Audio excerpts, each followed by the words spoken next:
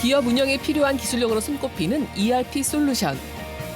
회계는 물론 인사나 생산에 관련된 정보를 통합적으로 관리할 수 있어 대기업, 중소기업, 소상공인도 도입하는 추세인데요.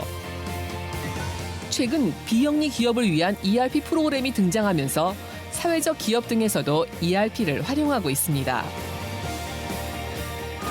적은 금액으로 효과적으로 사용할 수 있는 ERP가 출시되면서 시장에 주목을 받고 있는데요. 기업의 원활한 운영을 돕고 생산성 향상에 도움을 주는 ERP 솔루션에 대해 알아봅니다. 네, 오늘은 효율적인 기업 경영을 돕는 기술이죠. ERP에 대한 이야기를 나눠보겠습니다. 임승환 상무님 모셨는데요. 안녕하세요. 안녕하세요. 반갑습니다. 예, 어서 오십시오. 네. 저도 이 회사 출근해서 컴퓨터를 키면은 제일 먼저 로그인하면서 하루를 시작했던 게 이 ERP 시스템인 것 같거든요. 뭐 기업의 운영을 돕는 프로그램이다. 이 정도는 아는데 정확히 어떤 건지 개념 설명을 좀 해주시죠. 네. ERP라고 하는 것은 엔터프라이즈 리소스 플래닝이라는 그 약어로 표현이 되는데요. 기업의 모든 정보들을 관리하는 그런 솔루션입니다. 그러니까 예를 들어서 기업이라고 하면은 원자재를 사서 그것을 만들고 그걸 판매하고 또 관련자들에게 급여를 지급하고 이러한 모든 것들을 종합적으로 회계적으로 기록해서 외부 관련자들에게 정보를 제공하는 그런 솔루션인데요. 이런 부분들을 통합적으로 제공하기 위한 소프트웨어가 ERP 솔루션이다 이렇게 보시면 되겠습니다. 저는 주로 뭐 시간의 수당, 휴가 신청 네. 이런 거 할 때 주로 이용을 했던 시스템인데 네네네. 뭐 회계 관리뿐만이 아니라 이 경영에 필요한 전반적인 서비스를 제공을 하는 시스템이었네요. 네. 뭐 이제는 ERP 솔루션이 회사 운영의 필수 요소가 되고 있다고요? 네. ERP 솔루션은 그 반드시 필요한 솔루션이 이미 되었습니다. 예. ERP 솔루션이 없으면 기업 경영이 불가능한 이러한 기업 환경으로 이제 오게 된 거고요. 예를 들어서 소규모 기업체인 경우에는 그 각 부서에서 발생하는 데이터들을 엑셀에 기록한다든지 장부에 기록한다든지 해서 회계 파트로 넘기면 회계 파트에서 그것들을 집계하고 관리해서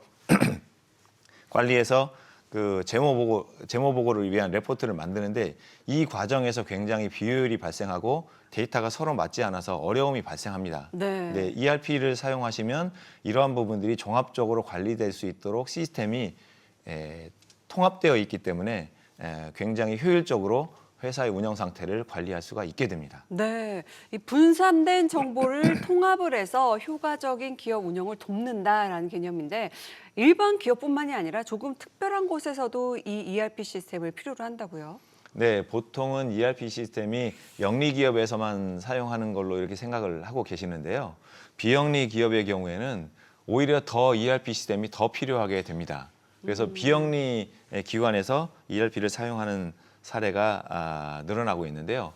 그 이유는 비영리 기관의 경우에는 보통 쉽게 얘기하면 좋은 일을 많이 하는 그런 기업체인데 그러면 외부에서 돈을 기부를 받아서 그것들을 어디에 정확하게 착한 일에 써야 되는데 이러한 부분들이 투명하게 관리되지 않으면 기부자의 신뢰를 확보할 수 없기 때문에 이러한 부분들을 투명하게 관리하는 게 굉장히 중요하게 되기 때문에 ERP 시스템을 사용해야 됩니다. 예. 뭐 말씀만 들었을 때는 비영리 기업 같은 경우는 사익보다는 공익에 더 집중이 되어 있으니까 네. 과연 필요할까라는 생각이 들기도 했는데 꼭 필요한 부분도 있네요. 네, 그렇습니다. 오히려 그 비영리 기관의 경우에는 돈을 정확하게 잘 쓰는 목적이 달성되어야 세금 혜택이 주어지는 그 효과가 있기 때문에 세금 혜택을 주어지기 때문에 오히려 더 투명하게 사용해야 되는 그런 의무가 있습니다. 그렇기 때문에 더욱더 ERP를 사용을 해야 되는 필요가 증대된다고 볼 수 있죠. 예. 자, 그럼 비영리 기업을 위한 ERP 국내에서 도입된 사례들 많을 것 같아요. 규모가 큰 비영리 기관은 대부분 사용하고 있고요. 소규모 기관에서도 ERP를 도입하기 위해서 준비를 많이 하고 있고 하려는 움직임이 있습니다. 예. 근데 이 소규모로 운영되는 비영리 기업도 꽤 많거든요. 근데 네. ERP 시스템을 도입하기 이전에는 그러면 어떤 식으로 운영이 되고 있었을까요? 네. 비영리 기관에서는 소규모 기관에서는 네. 이제 착한 일을 하기 위해서 이렇게 모였는데 하다 보니까 이 관리를 하기 위한 인력이 필요하잖아요. 근데 소규모 기업에서 인력이 많지 않습니다. 그러다 보니까 그럼 네가 이 일을 해. 뭐 이렇게 해서 전문성이 떨어지면서 그 일을 해야 되는 그러한 어려움 난관에 봉착되어 있었던 거죠. 이러한 부분에 있어서 소규모 기업을 위한 ERP가 등장함으로써 그러한 애로사항들을 해결해 줄 수 있는 해결책이 되고 있습니다. 그렇죠. 뭐 네. 이제 하는 업무 중에서 나눠서 맡기거나 아니면 인력을 또 뽑아야 되는데 네. 인력을 또 뽑는 것조차도 비용이 되니까 그렇죠. 업무량은 많지만 이 인력이 없는 곳에서 좀 어려움을 겪을 수 있다라는 부분에서는 ERP 도입이 꼭 필요하다 이런 부분이 있을 텐데 근데 이 시스템을 또 들여오기 위해서는 비용도 초기 비용이라는 게 있잖아요. 네, 예. 그렇습니다. 그 ERP 시스템, 전산 시스템을 구축하기 위해서는 전산실도 만들어야 되고 기계도 들어와야 되고 그쵸. 관련된 소프트웨어도 들어와야 되고 이런 것들을 초기부터 다 구축하는 거는 굉장히 비용이 많이 들기 때문에 소규모 비영리 기관에서는 사실상 불가능합니다. 그렇기 때문에 그 클라우드 환경에서 이러한 부분들을 월 구독형으로 저렴하게 ERP 솔루션을 사용할 수 있는 이러한 제품을 만들어서 비영리 기관에게 공급을 하니까 비영리 기관에서는 굉장히 환영을 하고 좋아하고 있습니다. 예. 자, 그러면 ERP 도입을 한 비영리 기업의 반응 어떤가요? ERP를 하기 전에는 수기 작업을 하고 데이터도 안 맞고 보고하기도 어렵고 했었는데 ERP를 저렴하게 도입하면서 그런 부분들을 해결을 했고요.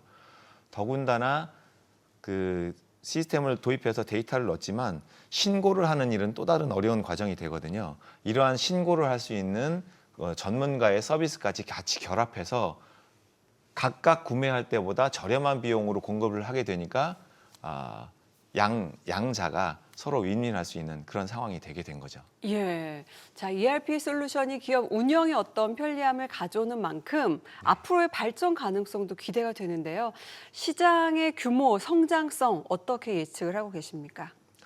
ERP 시장은 앞으로 커질 수밖에 없고요. 모든 기업은 ERP를 사용하지 않으면 기업 운영이 불가능한 환경에 처하게 됩니다. 더군다나 앞으로 더욱더 고도화된 정보를 요구하게 되고 정확한 정보를 요구하게 되는 그런 상황에서 신기술이 계속 나오게 되죠.